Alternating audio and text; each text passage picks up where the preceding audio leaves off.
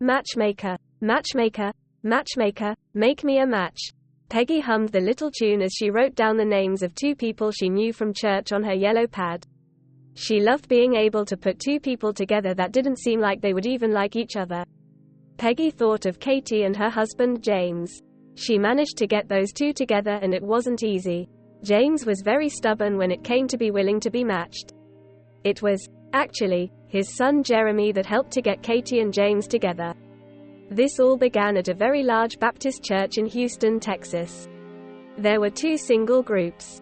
One was for the people that had never been married, and the other group were for another group who had been married before and had gotten a divorce for whatever reason. James had dark hair and hazel eyes and was working as a security officer at the time. He hadn't been divorced for very long, but it was a bad breakup.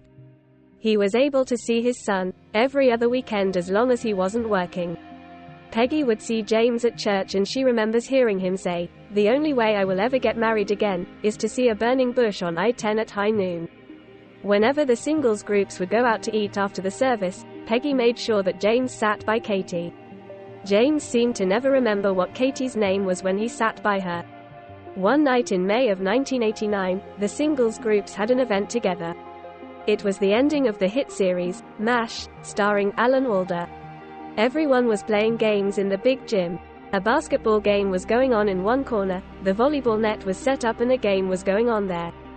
Katie, with her blondish brown hair that was styled much the way Farrah Fawcett, but shorter, also had hazel green eyes. Katie looked around and didn't see anyone she knew. She did see a little boy with blonde hair and blue eyes sitting on the sidelines. She went over to him and started talking to him.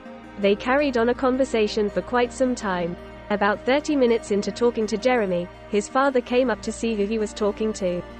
Katie introduced herself. They made their introductions, and then James went back to playing volleyball. Katie stayed with Jeremy most of the night, hanging out with him. She even sat with James and Jeremy and ate dinner with them. Somewhere along the way, Katie and James started seeing each other. First, it was just at church and going out to eat with the singles group, and then James would come over and watch sci-fiction movies at Katie's apartment. Sometimes, he would bring Jeremy with him. There were times where Jeremy would fall asleep on the book that he brought with him. Then a couple of months went by, and after a retreat that the singles had, James decided to break it off with Katie. He told her, "I just want to be friends."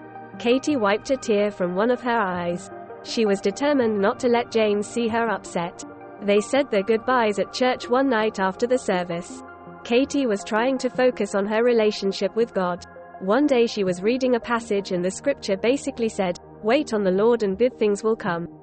So Katie focused on work at Foley's and reading her Bible.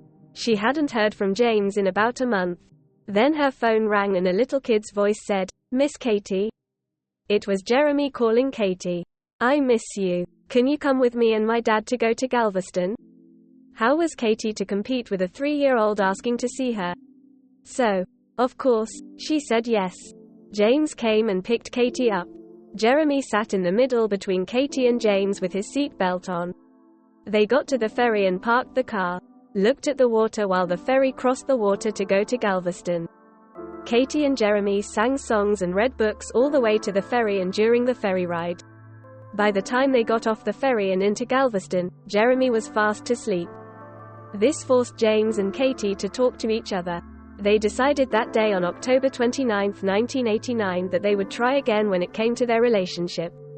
By December 19, 1989, they were engaged. Peggy thought about it. "I wonder if I actually had anything to do with matching them or not. Well, at least I know they are still together after 29 years and 4 children later." Peggy wrote down another name and went to work again, thinking of how she was going to get the new couple together.